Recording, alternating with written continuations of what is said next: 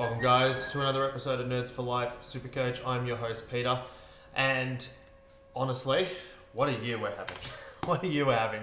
This is still my unfortunate worst year yet, but we will persist. I will continue to pump out content, and I will try my best to come back. Before I begin, make sure to subscribe if you're watching this on YouTube or Spotify or Facebook.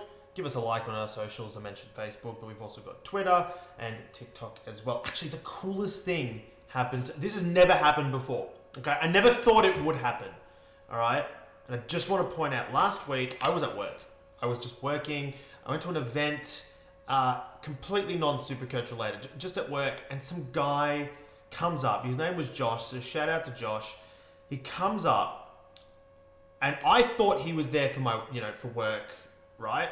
And no, he wanted to know if I was the guy who does the SuperCoach content on TikTok, the nerds guy.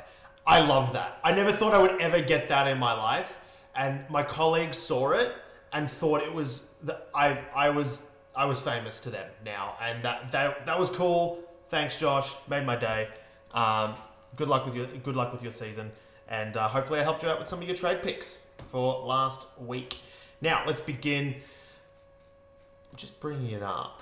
Now, last week, I did make a couple of decent trades. Now, before we go into the trades as well, we've got DPPs, we've got trade-in targets, we've got rookies on the bubble. There's quite a bit to discuss, okay? And we've also got some injury news, unfortunately, some pretty tragic injuries. But last week, I just want to touch on what I did last week. We had I brought in Jacob Farrow, Max Gawn, Luke Jackson, who popped off all tons. And I traded out Lockie Blackiston. I traded out Tim English, who apparently is a test this week.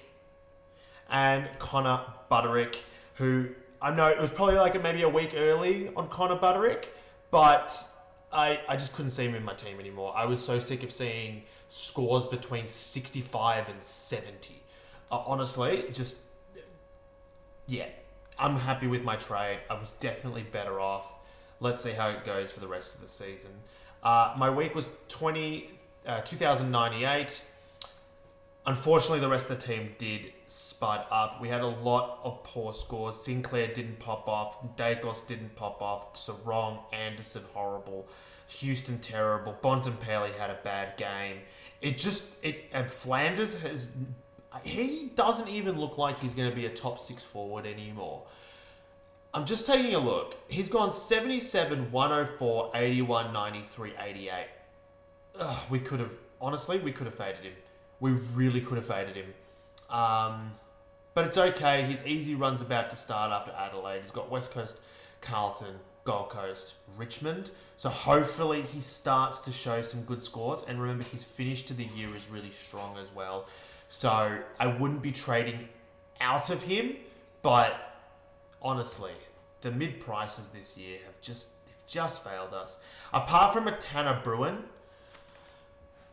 and an Archie Roberts, I would put those two as the only mid prices worth starting this season. Oh, even a Rochelle, maybe a Josh Rochelle as well.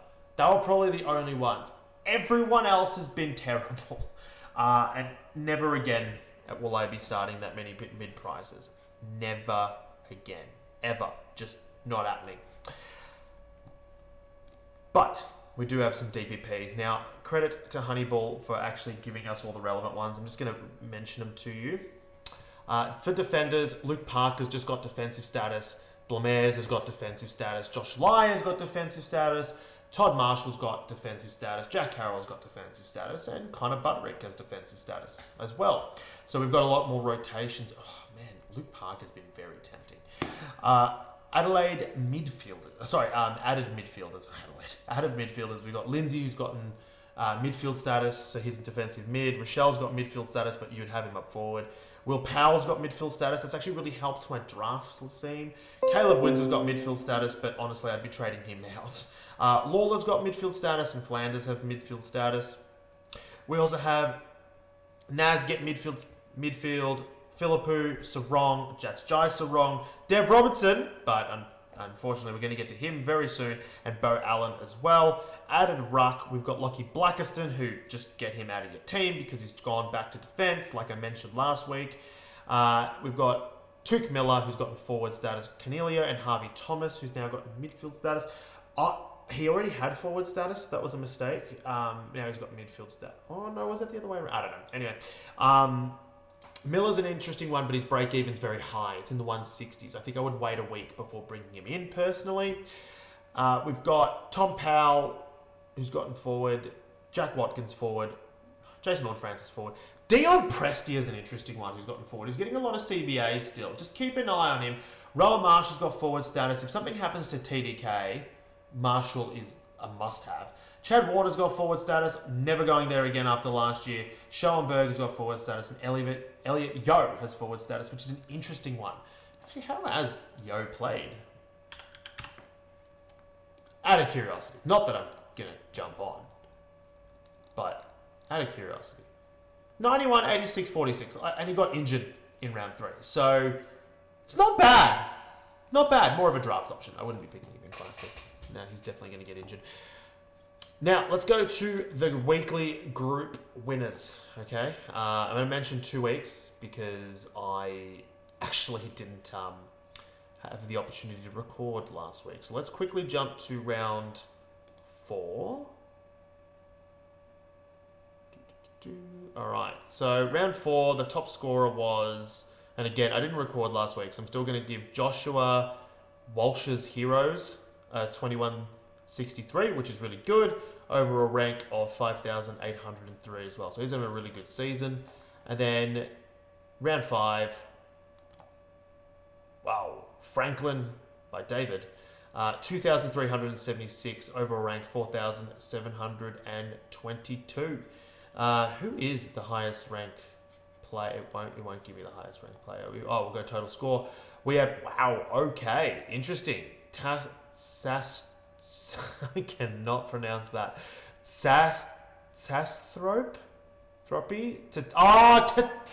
Catastrophe. I love that. Wow, that took me way too long. Way too long. Holy crap. That's embarrassing. That's fantastic. He's overall 16th, so good luck for the rest of the year, mate. That's fantastic. That is absolutely fantastic. We've actually got Sweetles as well by Les, 22nd. And In Rucks We Trust, yes we do, number 47. So we've actually got some pretty decent rank scores in this group. You can still join the group 514111.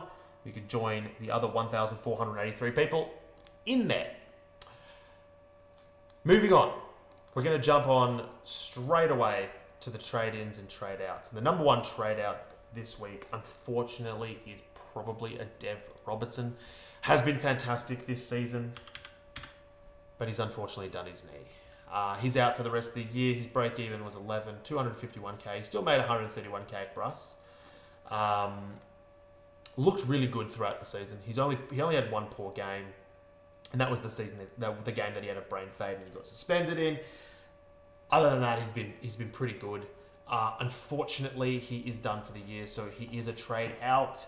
However, and I am tossing up between it, Jack Watkins' break-even is 80 currently. And I'm just going to point out his last 2 scores. There have been 7 and 17. I actually think that Jack Watkins is more of a trade out than our good friend Dev Robertson. I think I would prefer to have Dev on the bench, not lose us money, and just cash in on Watkins. It's probably the trade I'm doing this week. Jack Watkins is just going to lose money from this point forward. Honestly, his last 2 scores are disgusting. So I would be moving him on. So I'm probably just going to quickly do that on screen. I'm also going to show you my trade-ins this week when it works. It's not going to work. It's not going to show you. That's fine. Oh, here it is. I have to scroll up. So I was bringing in Milan Murdoch, Finn Callahan as well, and I'll tell you why when I get to him. Trading out Joe Fonte and Dev Robertson. I am going to trade out Watkins instead. Oh, I can't do that. Okay, well, guess I'm just going to stick it out with Watkins because I do want Finn Callahan. Now, I'll tell you why I want to jump on someone like Finn Callahan. I do like to pick players before they go on early runs. And now when I say early runs, I mean they're showing good form and they're about to play some really average kind of teams, the bottom end guys, okay? It's kind of what I do when I bring in a player. I always try to bring in a player that's about to play an easy matchup, okay? Luke Jackson, for example. I brought him in last week, knowing he's got West Coast this week, okay? Finn Callahan. Now, he's got a tough opponent, yes, against the Swans, but somehow, even though they're a very defensive midfield, he has actually got a great history against them. 145, 133, and 107 in his last three. Okay? Seems to shake that defensive tag, and I like it. I honestly do. Is it because maybe they paid more attention to a Tom Green in the past? I don't know.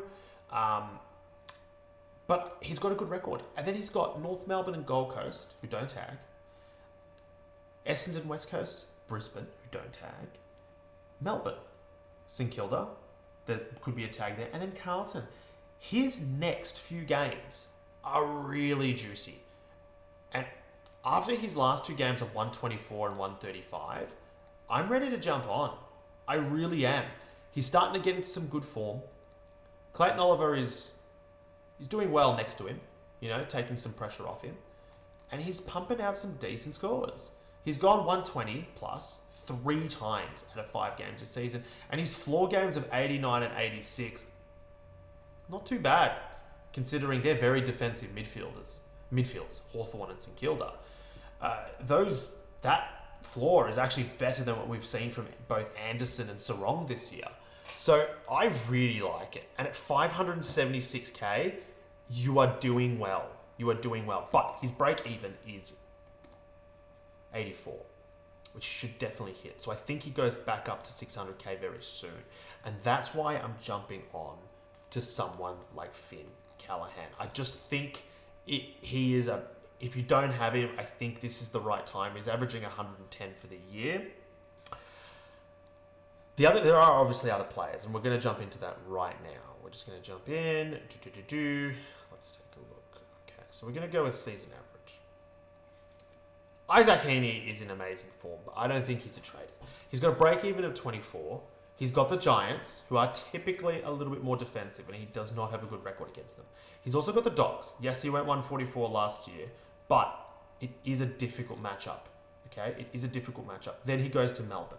Now, it's from this point that I like Heaney. He goes Melbourne, North Melbourne, Collingwood, who don't tag. Geelong's a bit of a tough one. Richmond, St Kilda's a tag.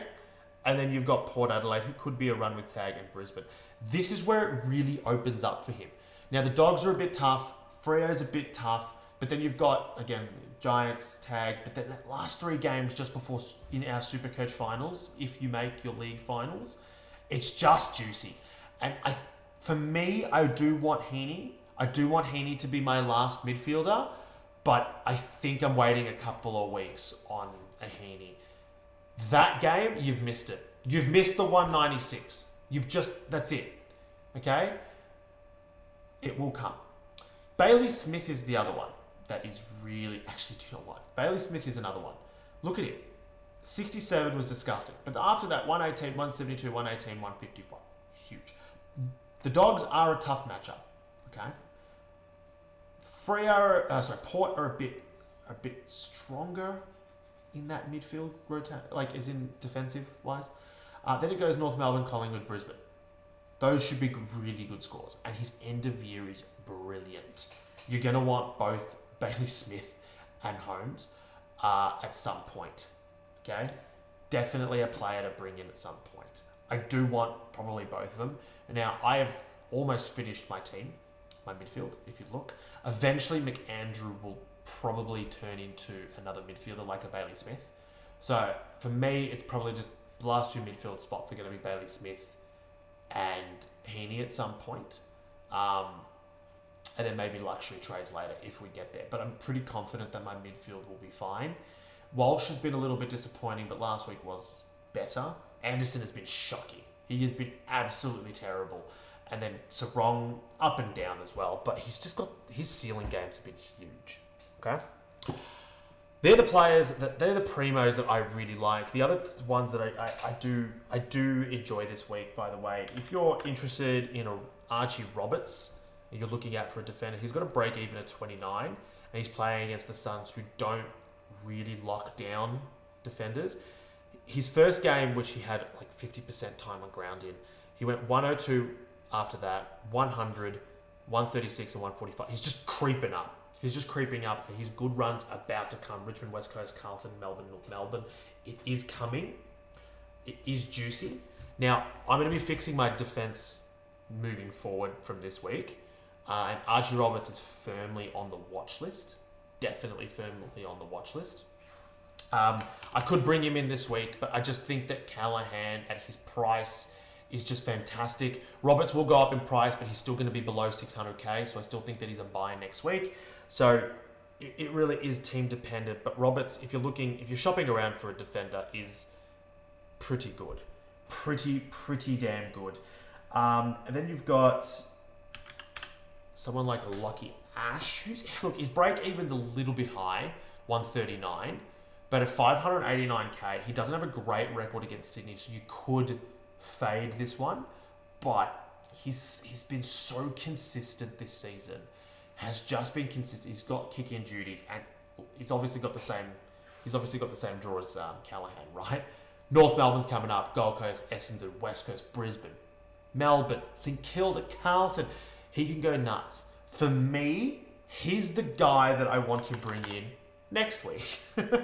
And that's my strategy is to try to get Ash next week. So I've got Finn Callahan this week, Lockie Ash next week, but then Lockie Whitfield is even cheaper. So if you can't get to an Ash, his break-even's low, so he goes up this week most likely, $547,000.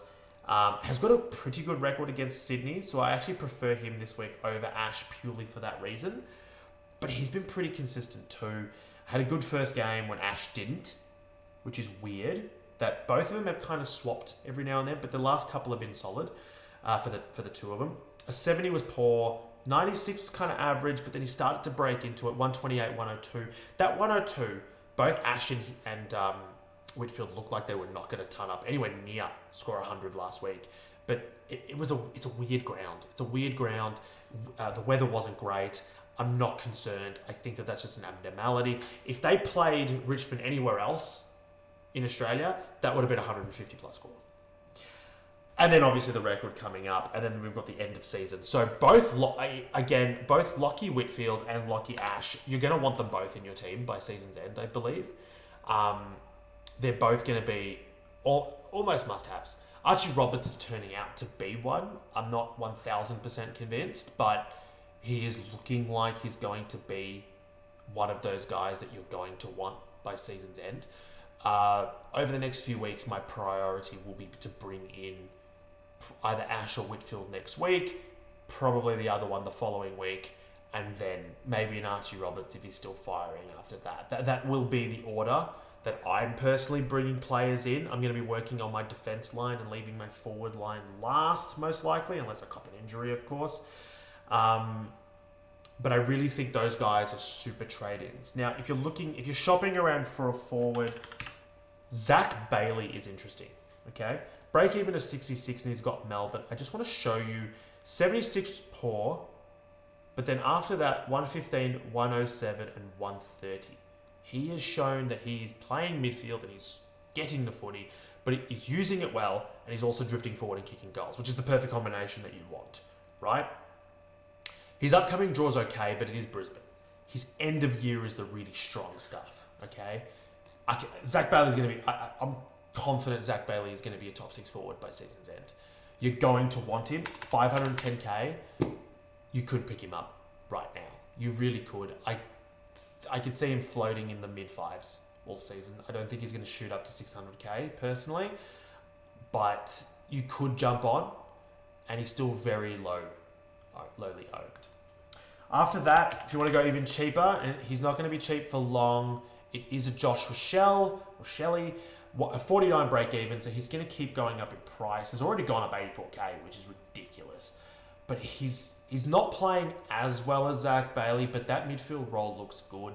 88, 50, 127, 94, 127. His scoring is good. The ceiling is good. Again, Adelaide have a really, really good run moving forward. Like, look at those. He plays Richmond twice, plays West Coast, he plays Essendon, he plays Melbourne, he plays Port, plays Gold Coast. Gold Coast are like, they're not an easy matchup, but they do bleed points. But he's got Collingwood who also bleed points too as well. This is good. This is a good pick. If you're shopping around for a player that is below 500k, I really like this pick. Now, Petrarca is listed as a test if you're shopping around for a forward, but I just think that he's going to have time. His time on ground, I can just sense that his time on ground is going to be lower. And he's probably playing more forward now that Matt Rowell's back. So kind of a wait and see. If you've held him, great, but I wouldn't be trading him in. I'd just be waiting. Tuke Miller's been an interesting one. He started off really well this season, but his last couple have been quite poor. He's got a really high break even. He's just gotten forward status. 120, 103, 116, but then an 88 and a 72, and that's about when Matt Rowell got into the team. Okay? So that's my concern when it comes to a Tuke Miller. He's still probably a top 6 forward by season's end, but I would be jumping on someone like a Bailey first, and I would be jumping back on Petrarca if you traded him out first, before jumping on a Tuke. Even Pickett, I would be jumping on before Miller. Miller would be the guy that I would love as F6 by season's end. And he's probably one of the lower priorities, especially with his break even being so high. He's going to be in the 400Ks pretty soon. The other one I just want to point out, and I know that I want Heaney and Bailey Smith and all of that, but Hugh McCluggage is about to bleed points. His break even is 282. Okay? He's projected to drop 80k, which will put him at mid 500s. All right? He came back from his injury and scored an 89. I know that doesn't sound amazing, but he only had 50% time on ground. Okay. His time on ground is going to increase, and Brisbane have a really good draw after their bye, or leading up to their bye and after their bye. They're after round 14. I know that that's really annoying because you want him for the Richmond game and then he's got a bye, but wow. He is someone that we need to keep on our watch list. Okay, he could creep into the 480, 490k mark. And if he does, or flat 500, if he does, he's just a buy. He's definitely a buy at that point. So keep Hugh McCluggage on your radar. Definitely one to keep on your radar. I also want to mention that we have our sponsor Game Day Squad. You can still join the private league. You can go head to head with me. It is in the description below. They are our major sponsor, so you will be supporting the page and the channel if you do join via the link below.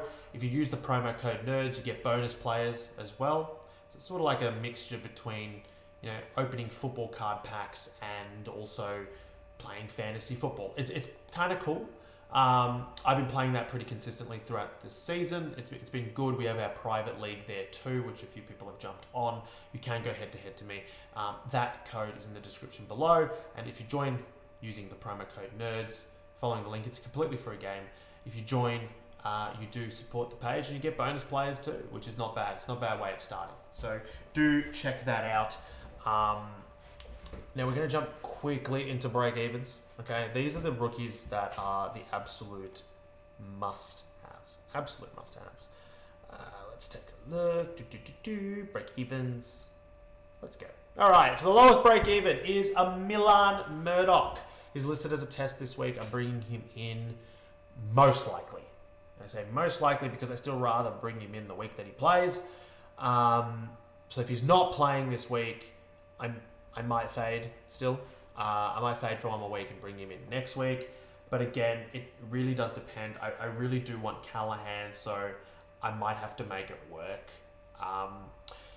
The other one is Flynn Perez. And I could actually pick both, one of either, because I've got both, for me personally, I've got Blamires forward, I've got Sarong Blamires in defence, I've got Sarong in defence, I've got Grilge in defence, and I've got Farrow in defence. So in theory, if Milan Murdoch is not playing, I can trade out Murdoch to bring him in next week, and I can bring in a Flynn Perez this week and move one of the other boys into my midfield for the moment, right? And that's probably what I'm doing. That's probably what I'm going to do if Milan Murdoch is not named. I think both are great options. If you could only pick one, it obviously will be Murdoch. If you've already picked Murdoch, it needs to be Flynn. And I'll tell you why. Murdoch, he's got a break-even of negative 143. He's got a projected score of 51. His scores are well above that, his first two scores. So he's got an average score of 101, okay? So he's likely going to make 100k this week, just from playing this week, okay? Absolute must-have. Absolute must-have. Flynn Perez. I was worried about going early on this guy because I didn't know if he'd hold his spot after the Easter Monday game. The main reason was, well, we had Amon out. Amon came back into the side and Perez remained in the side. He's got a negative break-even of 62, a projected score of 35. He should score more than that, and a projected score of 43. Bit different of a player. He's not going to have the same ceiling as a Murdoch. 64 and 57 is probably about where he's going to be scoring every week, and he likely will have a low game. He's only in 2.8% of teams still. I do think that he is one to jump on if if you've already got Murdoch, or if Murdoch doesn't play. Flynn is definitely the number one. You could still jump on a Jacob Farrow if you like. His break-even's still really low, but he's already made bulk cash. I probably wouldn't be doing that myself. Zane Zakostli, he hasn't played since round one. Yeah, he hasn't played since round one. But the break-even is low. You could cash in through, was it Harvey Thomas? I think the Geelong player. So you could cash in if he does play. He just signed a 2-year deal, so he could make his way back in the team. They definitely do rate him. Lachlan Gulbert is an interesting one. Negative 42 break-even. He's playing his second game. He's been on the list before. Just going to jump in. He's got an 82 and a 39. I don't like it. Not for me. I wouldn't be jumping on. I think both Murdoch and Perez, as cheaper options, are better anyway. So no, I wouldn't be jumping on. If you need a forward for whatever reason, like if for whatever reason you can't trade out a Dev Robertson, you need to trade out a Dev Robertson, and you've got no flexibility elsewhere somehow, and you've already got a Murdoch, right? I still think Murdoch's a priority. But you can't figure out how to get Flynn Perez into the team. Sorry, I'm really struggling here. I don't mind a Thomas Edwards. Has looked really good the last couple of weeks. His scoring of 58 and 52 are pretty poor. He does have a tough couple of 3 matchups coming up. So, and Essendon are unlikely to win any of those 3 games, I would say. I don't love it. But if you desperately need a forward, he's an option. But there's another option that I prefer as a forward over a Thomas Edwards. And I know what you're thinking. It's a Richmond player. Why would you pick a Richmond player? But he's looked really good. Okay? He's kicked 5 goals in his first 2 games this season. He scored 56 and 52, so it's roughly the same kind of level. But his draw is much easier. North Melbourne, Melbourne, West Coast. These are games that Richmond will compete in and could even win 1 or even 2, maybe. And he is currently, he's been fantastic in that forward line. It's his 3rd season. His first season was wiped out due to injury. He played a couple of games last year. He didn't quite make that 3rd game. He's come in, he's served his apprenticeship. He looks good. He looks really good. He's kicked 5 goals in the last 2 games. He's kicked a few out on the full as well. He's actually been a little bit inaccurate in front of goals. So that really could have been 7-8 goals, honestly. Has looked fantastic. He's actually leading well. Marking, he's kicking goals. He's the young target that we really needed. Jonty Fall and Harry Armstrong have really struggled in that department so far. They are a year younger. And then we don't have Tom Lynch. He's just taken up the reins. And honestly, I hope he plays out the season. As a Tigers fan, I really do. I would love to jump on right now. And if I was shopping around for a forward, I'd be jumping on Fawcett. I really would be. But I need to get Milan Murdoch in my team as a priority. If Perez plays, he is next in line, of course. But I do like the Fawcett. He's the eye test. He's got the eye test. After that, you've got a Wade Derrickson. Not really a fan, personally. I don't think his job security is that good. And he's scored a 53 and a 40. I'd be jumping... why would you jump on someone that's doing worse than Flynn Perez? I wouldn't be jumping on Derrickson. I'm not interested in going early on an Angus Anderson. Max hasn't played. I'm just going to leave it at that. There's not really much else in terms of players to jump on right now. So I think for me, the number one targets are Murdoch. If you don't have Murdoch and he plays, jump on Murdoch. Okay. Number 2 is Perez. Number 3 is Fawcett. Number 4 is a Thomas Edwards. Number 5 is a Lachlan Gublin because it's just that little bit more expensive. I know a lot of forward options. They're probably the only... I wouldn't be boosting for anyone. The only player I'd be boosting for whatever reason, if you're doing like a double upgrade and a rookie like I did last week, right? And you are boosting, it's still Murdoch for me. But I wouldn't be boosting to get any of these rookies in. I don't think any of them are must-haves, apart from Murdoch. Murdoch is the only must-have. Even Flynn Perez isn't a must-have. Liam, because his scoring is going to be pretty kind of average. His scoring is going to be average, okay? It's not going to be great. But Fawcett, something about him. There's something about him. He's really... if he straightens up a little bit and Richmond get on a bit of a roll here... Do you know what? I'm going to try to make it work. If Murdoch doesn't play, I might jump on a Fawcett. I might just do it. He can kick a bag against North Melbourne and West Coast. He could do well. He could do well. So maybe I do jump on it. We'll see how I go. And that's it really. They're the trade-in targets. They're the rookie trade-ins. They're the Premos that I really like at the moment. And they're the Premos you should be keeping an eye on over the next few weeks. My trades this week. Where are we? I forgot what my trades were. Look, for the moment, I am trading out Dev Robertson and Joe Fonte, bringing in Finn Callahan and Milan Murdoch. Again, if for whatever reason this isn't working, okay, I still think Watkins is a trade. I would prefer to hold Robertson and trade out Watkins if you can, but I'm probably not doing that purely because I want Callahan. So I'm doing it purely to get Callahan. I can make Fawcett work, like bringing in Fawcett. I can make it work. I'm not boosting to get Fawcett in. I'm just not doing that. Just doesn't seem smart. Doesn't seem like a wise choice. So I'm not doing that.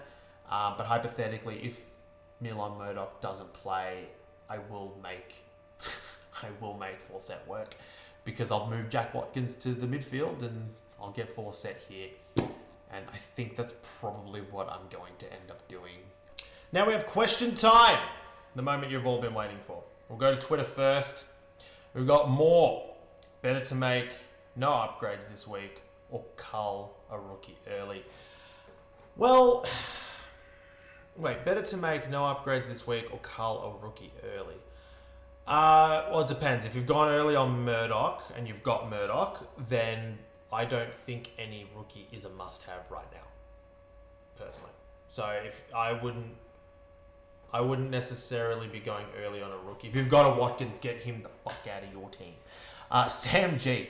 Potential replacement for Robertson up forward. I think we've gone through a couple of those earlier in the episode. Both rookies and Premos. If you're going up, I really like Zach Bailey. I really do. If you can't afford him, Rochelle's probably fine. If you're going down, I really like a Thomas or a Fawcett. Fawcett is probably the one that I would be picking if you're going down to a forward rookie. Now, we'll move to, where am I? On Facebook. We've got a few more on Facebook. Just a couple more. All comments. Let's go down. All right, we've got Edward Raymond, Rochelle versus Pickett. Big. Dave Patley. Why not both? But Pickett first. He will average more. See, I think Pickett will average more, but I think Rochelle's price point is quite juicy.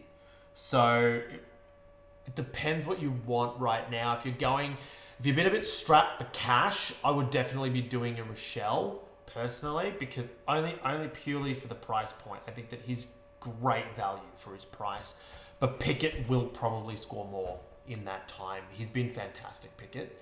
So I just want to see something. His break even's 101.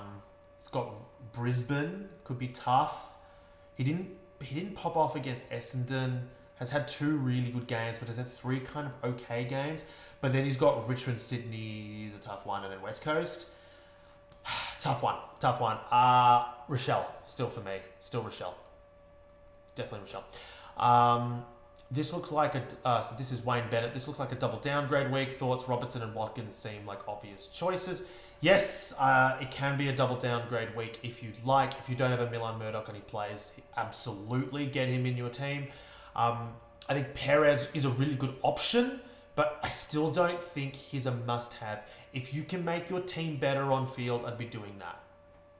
I'd still be prioritizing that, personally. Just that's what I would be doing. Watkins though is a piece of crap, so you could get rid of him, because the thing is, if you can upgrade using Watkins and keeping Robertson to next week, that works, because Robinson's not going to lose money and he'll act as a pretty good loop. Peter Zolkos, get Naz now or spend up for Heaney. Naz is cheap, but I don't like his upcoming draw necessarily. Adelaide's a tougher matchup. West Coast should be juicy. Carlton should be okay. Gold Coast, Richmond, I take it back. Yeah, just get Naz. Just get Naz. I think that he's great value for his current price. Dylan Weehan. Is it worth waiting a week or 2 for better cash cows to pop up /B on the bubble? Not sold on Perez or Edwards. Well, if you're not sold on Perez or Edwards, go with your gut. Don't pick them. I'm assuming you've got Murdoch already. Otherwise, you would have mentioned him. If not, I do like Forsett myself. I've said it a few times. I do like it. He's passed the eye test. Aaron Jewell. Should I hold Zorko? No.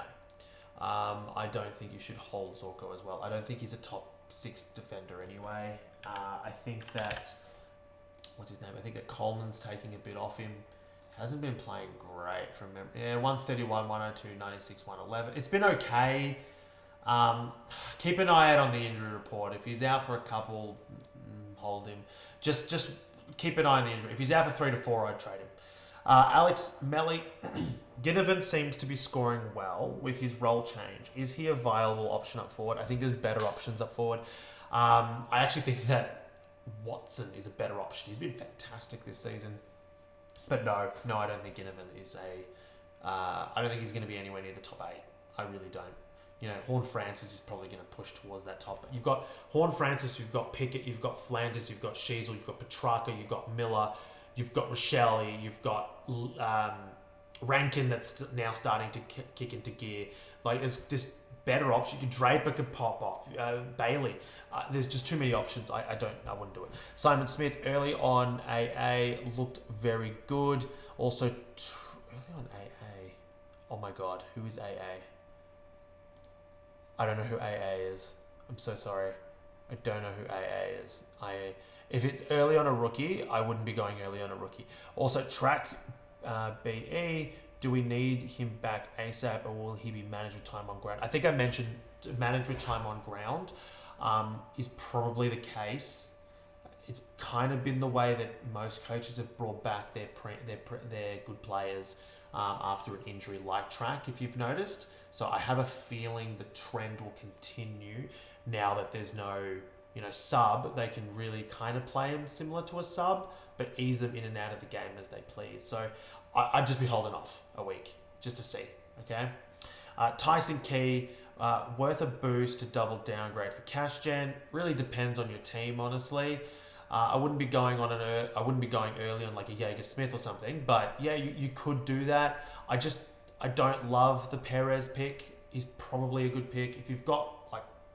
I think I've mentioned this. Murdoch's a must-have. Definitely get him in your team. Other than that, it's team dependent. It really is. Mitch Porter. Should we bring back Darcy Parish after his 130? No, do not bring him back in. Michael Nan. After trading out Track. Whoa, what happened? After trading out Track 3-4 weeks ago, can we bring him back for Cook/Robertson? Like I said earlier, you could, but I'd be waiting a week. I don't think it's necessarily a must-have. I personally think that Zach Bailey, even Keziah Pickett are probably better choices this week just because of the price point. And then obviously their upcoming draws are decent as well. And then Rochelle for his price point too. Aaron Jules, should I hold Zorko? What happened? Did I go back? My God, I've had a boomer moment. Okay. Mick Mann, how can I stop picking players that get injured next? When you find out, let me know. Shano Bannon, what's the plans with Robertson now he's gone for the season? Any other rookies we should trade him out or go straight into a premium? Look, if you can get a premium, I'd go to a premium. I always say go to a premium first, but I think I mentioned that I really do like a few rookies earlier as well. Christopher Mano, jump on Petrarca this week or wait? My choice is wait. Should James Gomez, should I trade Kenny Kink in? I don't know who that is. Am I actually going to Google this? This is definitely a nickname. I don't know who that is. Sorry, mate. Mitchell Finch, do I give Stewart a pass for a bad week or just fire him into the sun? Holmes went to halfback, but I don't think he'll be staying there permanently. One bad week, don't get rid of Stewart. He's been fantastic outside of that. Kevin Avenett, Rochelle, K-Mac or Warner. Rochelle for me. Daniel Prosciutto, why do subjects ourselves to playing this cruel game? Oh, why do we I don't know, man. I don't know. Joseph Bell, best DPP guys. It depends on what you're looking for. If you're looking for a forward, Tuke Miller is not bad. That was a good DPP addition. It really depends on what you're trying to make from your team. I do like the Miller. I think that's probably the best forward addition. Matthew Cuthbert.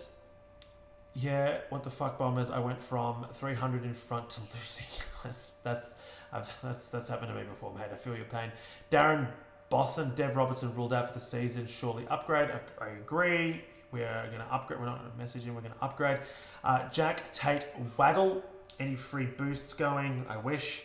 Oscar Reynolds, can I have extra trades? I also wish. Ross Wedding, I'm broke. Wow, this is depressing, guys. Come on, some optimism, please. Matthew James and Schwintz, I can't pronounce your name, sorry. When will the forced trades finally stop? Fuck, I hope soon, man. I really do hope soon, and that's question time. Thanks guys for watching. I'll be back same time, same place next week. Make sure to subscribe, like the channel, give us a comment. Let me know what you think, what your moves are. There will be a captain's video later on in the week. Thanks for watching, guys.